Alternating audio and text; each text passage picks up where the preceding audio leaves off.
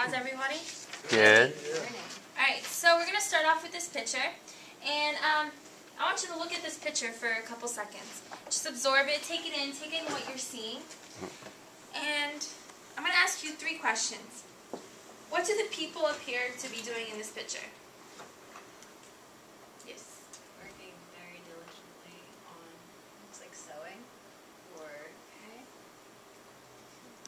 Looks like they're making clothes. Close. Alright, so, and how do the working conditions appear to be in this environment? Terrible. So good. Not so good. It's like cramped, Not it's dark. organized. Would you want to work in such conditions? No. If I was being paid well enough. No. Okay, so what this picture is of a sweatshop in, I believe it's like 1902, and it's in a factory. These women that were in this factory probably got paid like $5 a week, and that was a good price. And they didn't have, they didn't have that hour lunch or any benefits or whatnot, and they had to work in really dark and bad conditions. And so we've been talking about immigrants and coming to this country, and we talked about Emily Rogers' poem that's on the base of the Statue of Liberty in the last class. Well, this is like the reality of immigrants. When they came over, this is what they had to experience. So today we're going to do a reading, and it's from, has anybody ever heard of Sadie Frown? No? Okay. Well, Sadie Frown, she came from Poland. In 1902, she wrote a letter to a news magazine called The Independent, and they published it. And she basically wrote about her experiences working in the sweatshop. And yeah, she was from Poland. She immigrated to the United States. She worked in a factory making shirts in Manhattan. At the time she wrote the letter, she lived in Brownsville, Manhattan.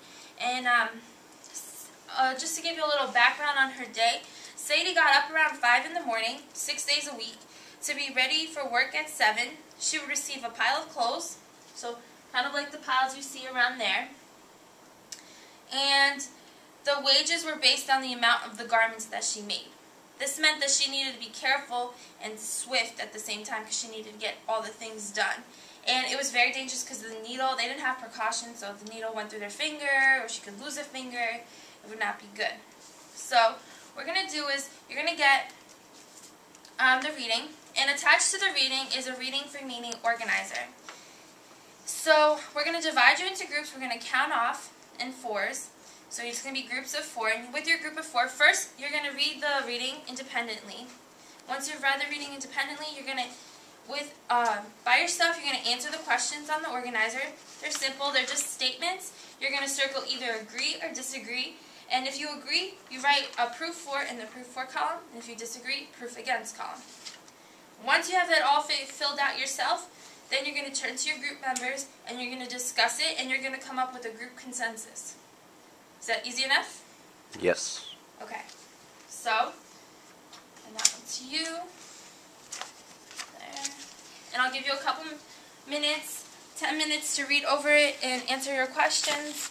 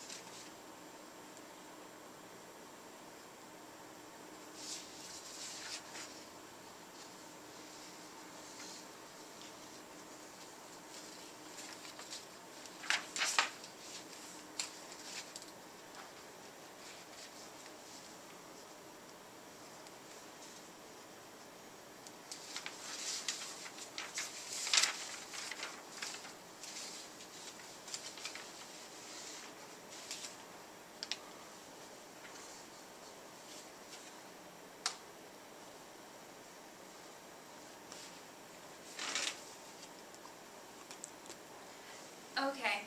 I know you haven't had time to finish all of your answers, but we're going to go over some and see what you guys got. So, I'm actually going to skip around a couple. So, number 1, food was more expensive than compared to the present day. Would you guys agree or disagree? Agree. Why do you guys agree? What's your proof for it? Well, rather it's less expensive. I disagree. Disagree. Yeah. Yeah. Wait a second. Because it costs like a few cents, right? Yeah, nothing was more than $1. Okay, good. Yeah, her whole grand total was almost $4. Alright, let's skip to 6. Sadie was able to read and write. Disagree. Disagree? Well, she said that she had to go to school at night because her English was not very good. So my assumption is if her English was not very good.